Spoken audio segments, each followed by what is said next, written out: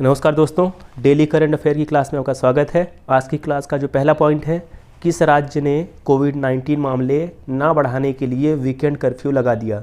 दिल्ली राज्य ने कोविड-19 मामले ना बढ़े इसके लिए वीकेंड कर्फ्यू लागू किया है। दिल्ली शब्द की उत्पत्ति कहाँ से हुई है, कहाँ से ओरिजिन है दिल्ली शब्द का? दिल्ली शब्द की उत्पत्ति एक मौर्य डायनेस्टी के एक किंग थे, उनका नाम था दिलू। उनके नाम पे कुछ इतिहासकारों का मत है कि ये मौर्य राजा दिलू के नाम पे रखा गया दिल्ली शब्द।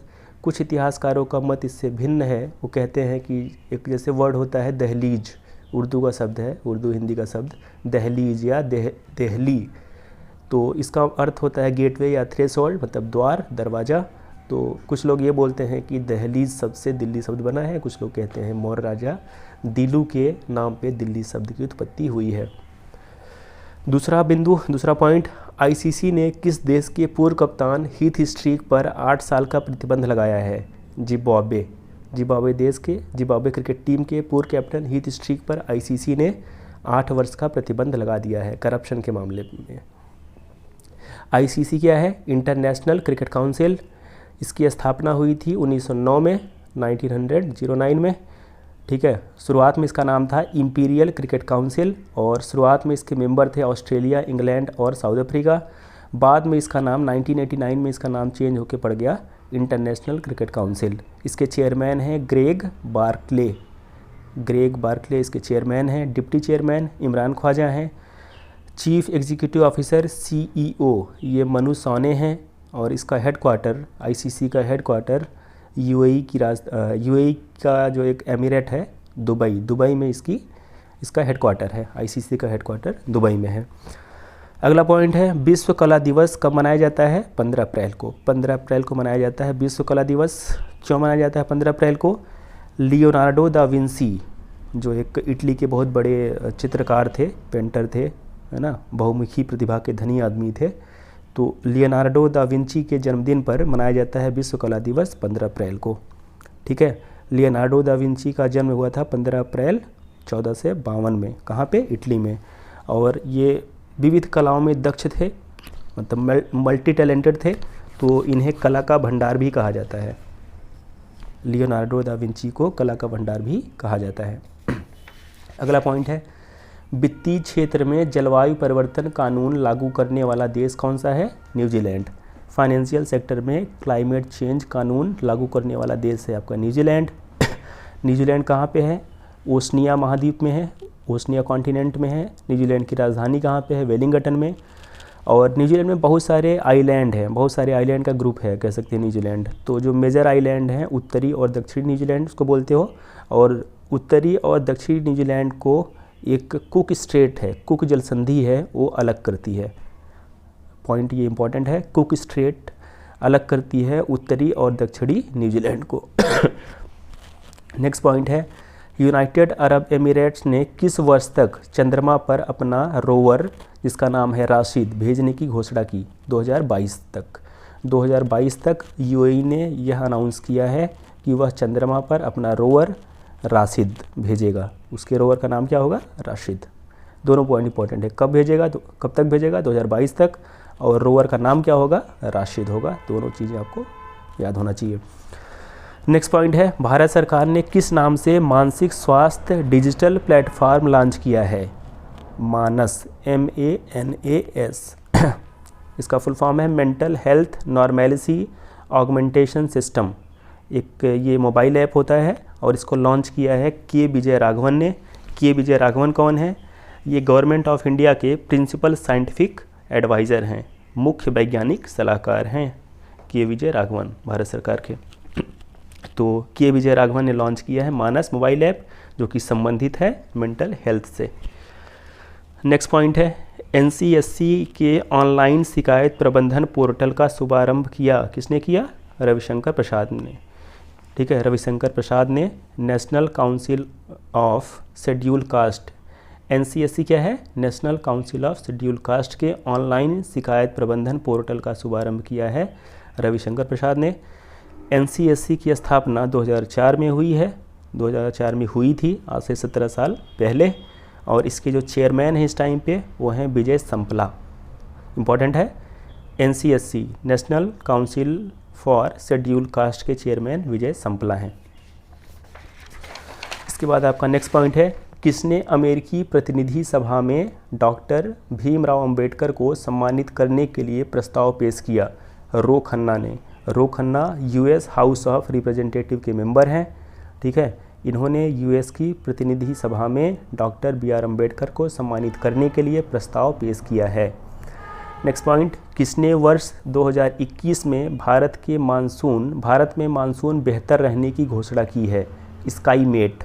स्काईमेट वेदर सर्विस एक ये इंडियन प्राइवेट कंपनी है, इसका हेडक्वार्टर है नोएडा में।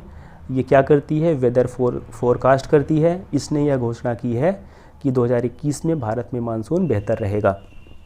नेक्स्ट पॉइंट है, किस देश ने एवर गिवन शिप को जब्त कर लिया? पहले इसने क्या किया? सुएज नहर को अवरुद्ध करने के बाद में जब्त कर लिया गया है एवर गिवन शिप को। किसने किया है? ये मिस्र देश ने, इजिप्ट ने किया है। इजिप्ट कंट्री ने सुएज नहर को अवरुद्ध करने के बाद में एवर गिवन शिप को जब्त कर लिया है। सुएज कैनाल के बारे में आप लोग जानते होंगे, इसका कंस्ट्रक्शन कंप्लीट हुआ था 1869 में, 1869 में इसका कंस्ट्रक्शन कंप्लीट हुआ था। ये कनेक्ट करता है भूमध्य सागर को लाल सागर से, मेडिटेरेनियन सी को रेड सी से कनेक्ट करता है। इसका स्टार्टिंग पॉइंट, सुएज कैनाल का स्टार्टिंग पॉइंट कहाँ पे है? Port Said.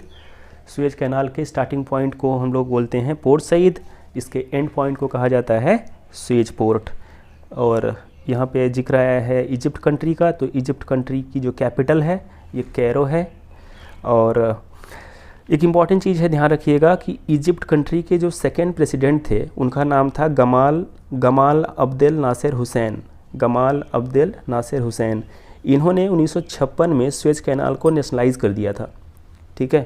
तो नेशनलाइजेशन के बाद में एक सुएज क्राइसिस स्टार्ट हो गई थी। सुएज क्राइसिस आप पढ़ते होंगे, वर्ल्ड हिस्ट्री जब पढ़ते होंगे तो थोड़ा सा मैंने आपको बता दिया कि याद रखिएगा। गमाल अब्देल नासिर हुसैन ने सुएज कैनाल को 1956 में नेशनलाइज कर दिया था और इनके इस काम के बाद में सुएज क्राइसिस उत्पन्न हो गई थी। नेक्स्ट, ई पंचायत पुरस्कार किस राज्य ने जीता है? उत्तर प्रदेश ने। भारत के उत्तर प्रदेश राज्य ने ई पंचायत पुरस्कार जीता है। नेक्स्ट पॉइंट है, ई कॉमर्स कंपनी फ्लिपकार्ट ने भारत के सबसे बड़े गोदामों का निर्माण करने के लिए किसके साथ समझौता किया है? अडानी ग्रुप के साथ में। तो फ्लिपकार्ट ने अडानी ग्रुप के साथ में एग्रीमेंट कोई किया है। इस एग्रीमेंट में भारत के सबसे बड़े गोदामों का निर्माण होगा। फ्लिपकार्ट भारत की कंपनी है, इसकी स्थापना 2007 में हुई। इसका मुख्यालय बेंगलुरु में है। इसके चीफ एग्जीक्यूटिव ऑफिसर CEO हैं कल्याण कृष्णमूर्ति और इसके ऑनर हैं Sachin and Binny Bansal. Adani group का इसमें नाम आया है, तो अदानी ग्रुप की स्थापना 1988 में हुई, 20 जुलाई 1988 को। इसके संस्थापक गौतम अडानी हैं। इसका मुख्यालय अहमदाबाद गुजरात में है। नेक्स्ट पॉइंट, किस देश में 3000 साल पुराना खोया हुआ स्वर्ण नगर खोजा गया है? इजिप्ट कंट्री में। इजिप्ट कंट्री में 3000 साल पुराना खोया हुआ स्वर्ण नगर खोजा गया है और इस सिटी का, नगर मतलब सिटी का नाम है rise of attain. Rise of attain city का नाम है और इसी का दूसरा नाम है स्वर्ण नगर, ठीक है। स्वर्ण नगर मतलब सोने का शहर। तो इजिप्ट कंट्री में नील नदी बहती है, आपको मालूम है। तो और नील नदी में एक बांध है, एक डैम बना हुआ है, आसवान डैम। तो ये भी इम्पोर्टेंट है, आसवान डैम किस रिवर पे बना हुआ है? तो नील रिवर पे। नेक्स्ट पॉइंट, भारत ने कोरोना वायरस की कौन सी वैक्सीन की आपातकालीन उपयोग की घोषणा की है? स्पुतनिक 5।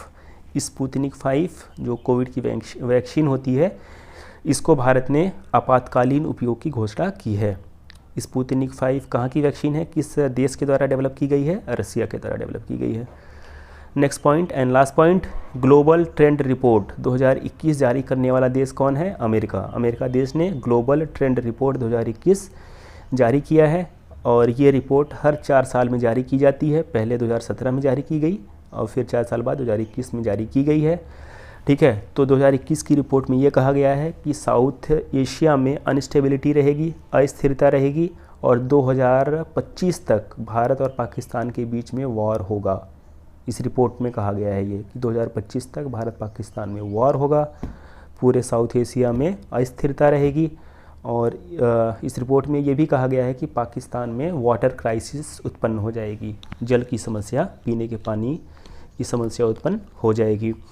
जो इसका लास्ट रिपोर्ट आया था, ग्लोबल ट्रेंड रिपोर्ट 2017 जो आया था, उसमें ये भविष्यवाणी की गई थी, ये फोरकास्ट किया गया था कि वर्ल्ड में पैंडेमिक आने वाली है ना, कोई ऐसी पैंडेमिक आने वाली है जिससे पूरी दुनिया परेशान होगी, और इसकी ये बात सही साबित हुई। तो इसकी जो रिपोर्ट है, जो ग्लोबल ट्रेंड रिपोर्ट है, इसकी जो बातें हैं, इसको लोग थोड़ा सा सीरियस ले रहे हैं। ठीक है, तो इस तरह से आज की क्लास यहाँ पे समाप्त होती है। नमस्कार।